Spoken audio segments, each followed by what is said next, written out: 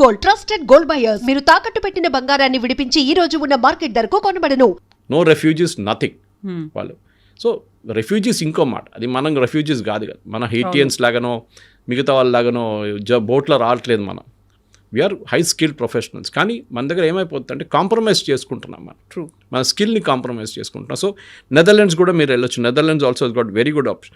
యూరోప్లో అదే మళ్ళీ స్ట్రీమ్ లైన్ ప్రొసీజర్స్ ఉంది వాళ్ళకి. యూఎస్ లాగా ఒక ప్రెసిడెంట్ వస్తే ఒక రూల్, నెక్స్ట్ ప్రెసిడెంట్ వస్తే ఇంకో రూల్ కాదు అక్కడ. The standard rule for everybody అనమాట. సో నెదర్లాండ్స్ కూడా మీకు ఓరియంటేషన్ ఇయర్ వీసా అని ఒకటి ఉంటుంది. Tech hub, and it's a లోకంలో I think one of the biggest tech hubs అనేది ఈస్ నెదర్లాండ్స్. మనం యూఎస్ అనుకుంటాం కానీ నెదర్లాండ్స్ ఆల్సో చాలా పెద్ద టెక్ హబ్, చాలా మటుకు స్టార్టప్స్ అక్కడ ఉన్నాయన్నమాట. సో ఇట్లాంటి చాలా ఆపర్చునిటీస్ ఉన్నాయి కవిత గారు. కానీ మన దగ్గర ప్రాబ్లం ఇక్కడ వస్తుందంటే ఈ ఎడ్యుకేషనల్ కన్సల్టెంట్స్ చూడండి, వాళ్ళు ఏజెంట్లు, వాళ్ళకి కాలేజ్తో టైప్ పెట్టుకుంటారు యూఎస్లో, కెనడాలో, ఆస్ట్రేలియాలో. ఆ కాలేజ్ వాడు వీళ్ళకి డబ్బులు ఇస్తారు. స్టూడెంట్స్ పట్టుకోరండి మీరు. కాలేజ్ దగ్గర నుంచి కమిషన్ తీసుకుంటారు, ఈ స్టూడెంట్స్ దగ్గర నుంచి కూడా కమిషన్ తీసుకుంటారు, పేరెంట్స్ దగ్గర నుంచి. ఇద్దరు దగ్గర నుంచి సంపాదించుకుంటాడు. వాడు చెప్పేది ఏంటంటే అక్కడ వెళ్ళండి, మీరు వెళ్తే మొత్తం రోడ్డు మీద అంతా బంగారం ఉంటుంది, మీరు నడుచుకుంటూ వెళ్ళేస్తే ఎంత బంగారం కావాలంటే బ్యాగ్లు వేసుకోవచ్చు, అంత బాగా సిటీ అది ఇది అని చెప్పి 5 స్టార్ హోటల్లో ప్రెజెంటేషన్ పెడతారు. వీళ్ళు యూనివర్సిటీ వాళ్ళు వచ్చారు, మనకైతే వైట్ స్కిన్ చూడంగానే మనం పడిపోతాం మనం. వాళ్ళు వచ్చి ఇంగ్లీష్లో యాక్సెంట్లో మాట్లాడతారు, మీరు వచ్చేసేయండి. అక్కడ వెళ్ళిన తర్వాత మీకు గ్రాడ్యుయేషన్ చేసిన తర్వాత మీకు నిజం బయటపడుతుంది. That this paper is not even worth what it is printed on. Quality లేదనేది. సో మీరు కాంప్రమైజ్ చేయకండి. Just to get to US మీరు కాంప్రమైజ్ చేసి అది కూడా స్ట్రిక్ట్ చేయబోతున్నారు. ఇప్పుడు చూడండి యూఎస్లో కూడా I think next step president Trump చేయబోతున్నది. మీరు థర్డ్ రేట్ యూనివర్సిటీని తీసుకొస్తే బంద్ చేసి పడేసేయండి అని చెప్పేసి. వద్దు, మాకొద్దు, బెస్ట్ యూనివర్సిటీస్ మెయింటైన్ చేసుకుందాం. మనం కూడా చేయాల్సి ఉండే. మన దగ్గర ఇంజనీరింగ్ కాలేజ్ 180,000 మంది పాస్అవుట్ అవుతారు తెలంగాణలో. ఎందుకంటే అంతమంది అందులో అక్రిడేషన్ కార్డు కూడా లంచాలు ఇచ్చి తెచ్చుకుంటున్నారు అనేది తెలంగాణలో మీరు చూడండి. 180,000లో 5% మందికి కూడా క్యాంపస్ ప్లేస్మెంట్స్ లేవు.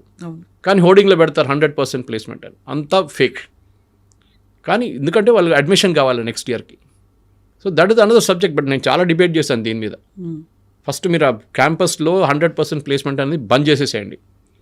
Because if your student is good, మీరు బాగుంటే మిమ్మల్ని ఎవడైనా వచ్చి తీసుకెళ్ళిపోతారు. చాలామంది కవిత గారు, this in advice to students, మీరు ఇంటర్న్షిప్ చేస్తున్నప్పుడు మీరు ఏ కంపెనీలో ఇంటర్న్ చేస్తున్నారో వాళ్ళు మిమ్మల్ని మీ బిహేవియర్ని అబ్జర్వ్ చేస్తారు.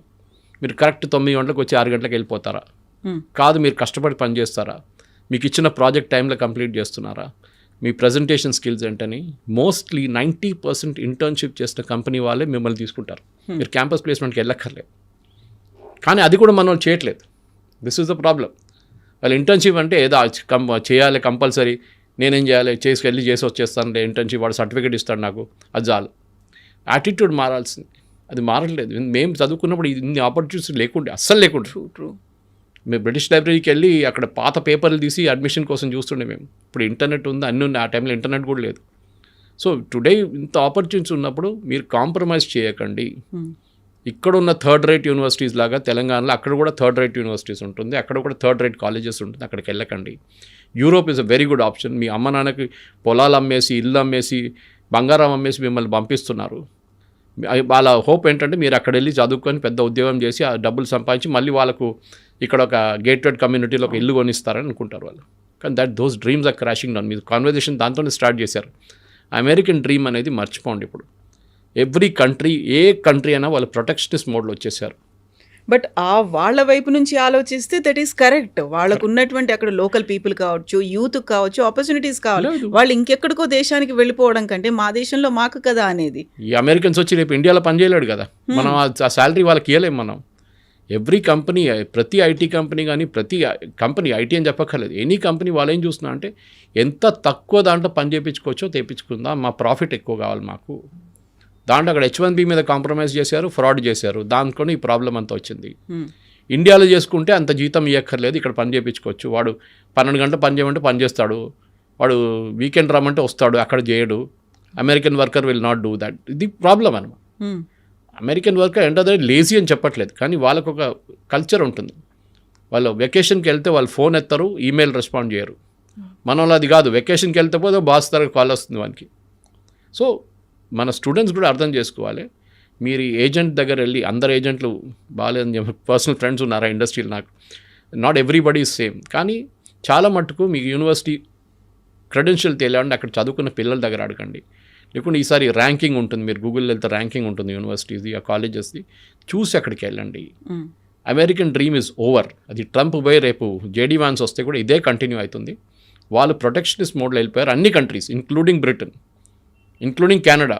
మా వాళ్ళకి ఉద్యోగం, ఆస్ట్రేలియా కూడా అంతే. ఇప్పుడు ఇక్కడ కూడా నేను అదే చెప్పాను, మీకు ఎక్స్ప్లెయిన్ చేసింది ఇంకా ముందు.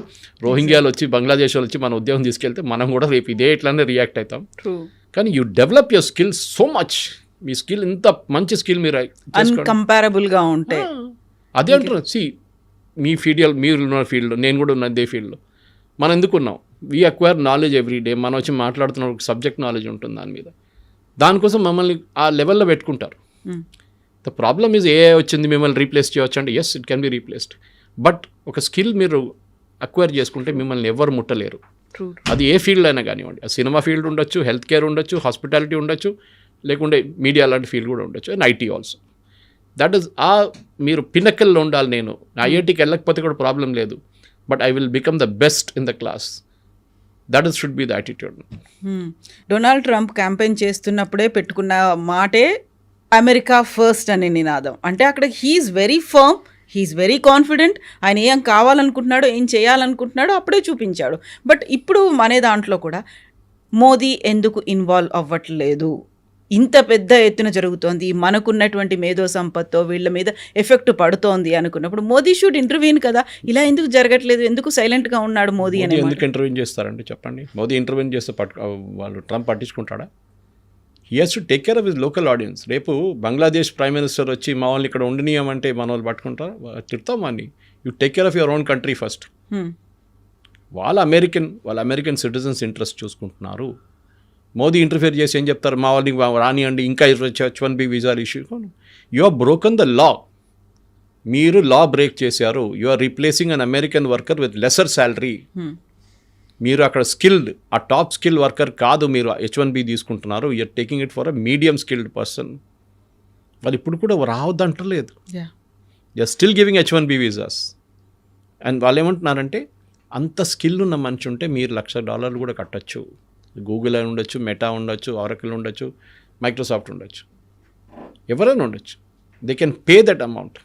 అంత స్కిల్డ్ వర్కర్ ఉంటే మీకు $120 జీతం ఇస్తున్నాడు, $1,00,000 ఎక్స్ట్రా ఇన్కమ్ చేయడానికి ప్రాబ్లం లేదు. బహుశా అది వన్ టైం ఫీ ఉండొచ్చు. ఇప్పుడైతే ఎవ్రీ ఇయర్ రెన్యూవల్ అంటున్నారు, కానీ వన్ టైం ఫీ అయిపోతుంది. ఒకసారి కట్టేస్తే మీకు H1B మీద మీ ఆ పీరియాడిసిటీ, మీ రెన్యూవల్ దాకా అది ఉండిపోతుంది అట్లనే. కానీ ప్రాబ్లం ఇక్కడ వస్తుంది, మీరు కాంప్రమైజ్ చేసాం, మనం దాన్ని మిస్యూజ్ చేసాం. మనం ఇండియన్సే తప్పు పట్టలేదు, అక్కడ ఉన్న కంపెనీలు కూడా మిస్యూజ్ చేశారు.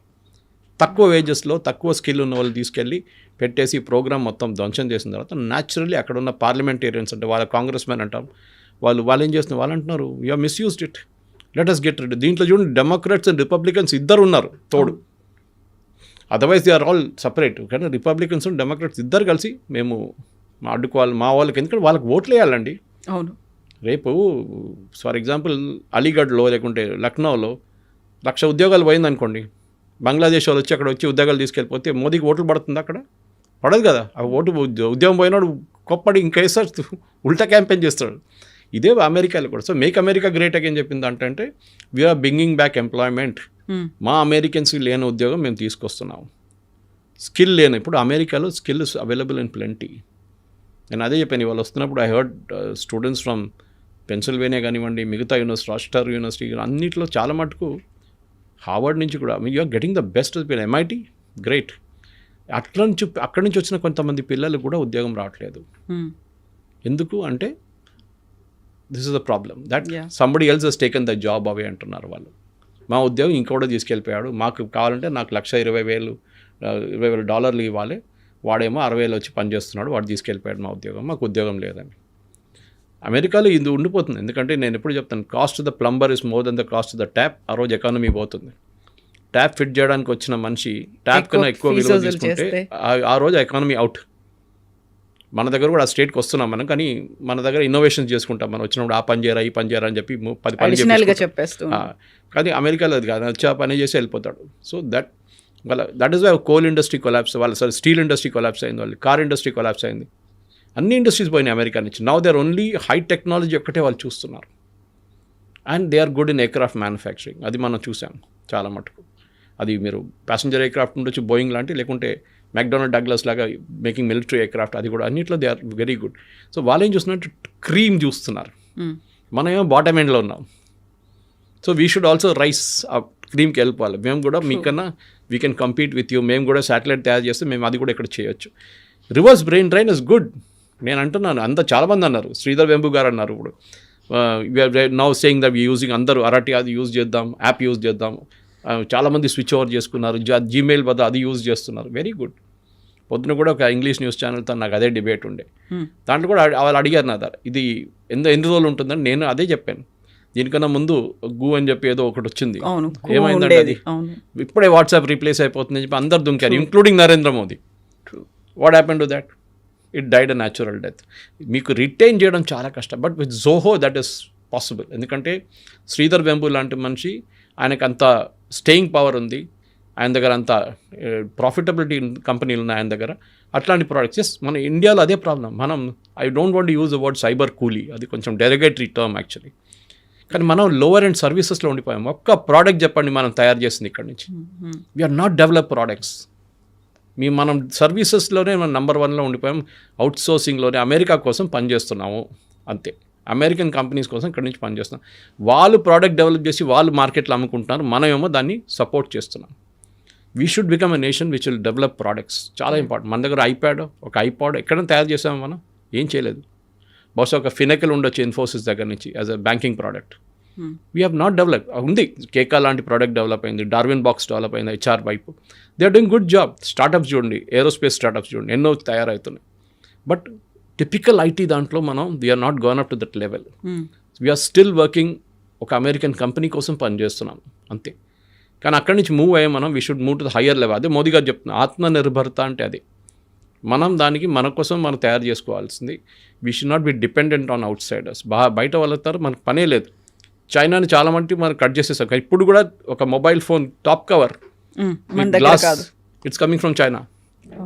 అది ఇప్పుడు ఒక హైదరాబాద్ బేస్డ్ కంపెనీ వాళ్ళు రీప్లేస్ చేయబోతున్నారు. దాన్ని కూడా టైం పడుతుంది, ఇంకో 6 నెలలు అది కూడా అయిపోతుంది. కానీ we are come to that level. అక్కడ దాకా వచ్చాం కదా. దీనికన్నా ముందు 40%, 30% ఉండే ఇండిజినైజేషన్. ఇప్పుడు అది 70, 80, 90% దాకా వచ్చింది. Same with car manufacturing. ఇప్పుడు మా ఇటు నుంచి ఏం కార్లు అక్కడ పంపిస్తున్నాం ఉల్టా మనం ఇప్పుడు.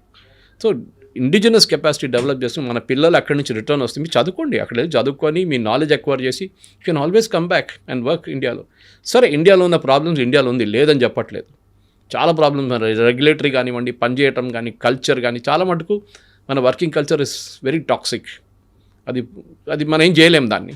కానీ అట్ ద సేమ్ టైం మీకు అదే స్కై రూట్ కానివ్వండి, మిగతా కంపెనీలు కానీ చూసి చెప్తున్నాం మనం, వాళ్ళు అదే సిస్టమ్ నుంచి పనిచేసుకొని బయటకు వచ్చారు కదా. ఎన్నో స్టార్టప్స్ ఉన్నాయి. టీ హబ్కి వెళ్ళండి, you can see lot of startup. Bengaluru వెళ్ళండి, చాలా ఉన్నాయి స్టార్టప్స్. ట్రూ. కానీ మన ఏంటంటే అశ్విని వైష్ణవ్ గారు కాదు, పీయూష్ గోయల్ గారు చెప్పారు మన స్టార్టప్ కల్చర్ గురించి, that we are here to serve food. Poor people are serving food to rich people అనమాట. అంటే మన ఫుడ్ డెలివరీలో నెంబర్ 1 అయిపోయాం, కానీ ఒక ప్రోడక్ట్ లాగా మనం డెవలప్ చేయలేదు ఇంకా అని చెప్పి. దాట్ ఈస్ స్టిల్ నేను కూడా అదే అనుకుంటాను. ఎందుకంటే we have to go to the product range. Israel చూడండి, నేను చెప్పిన నెదర్లాండ్స్ చూడండి, వీళ్ళు దే ఆర్ నంబర్ 1. ఇజ్రాయలీస్ టెక్నాలజీలో, especially defence technologies are number 1. మనం కూడా స్టేట్కి వస్తున్నాం ఇప్పుడు. మన దగ్గర 2 అబ్బాయిలు బిట్స్ పిలానీలో కూర్చొని ఒక డ్రోన్ తయారు చేశారు, ఇండియన్ ఆర్మీకి అమ్మారు. వాళ్ళు హాస్టల్లో కూర్చొని తయారు చేసినట్టు ఉన్నారు మన దగ్గర talent. Let them come back to India. That will be the greatest day for Indian economy.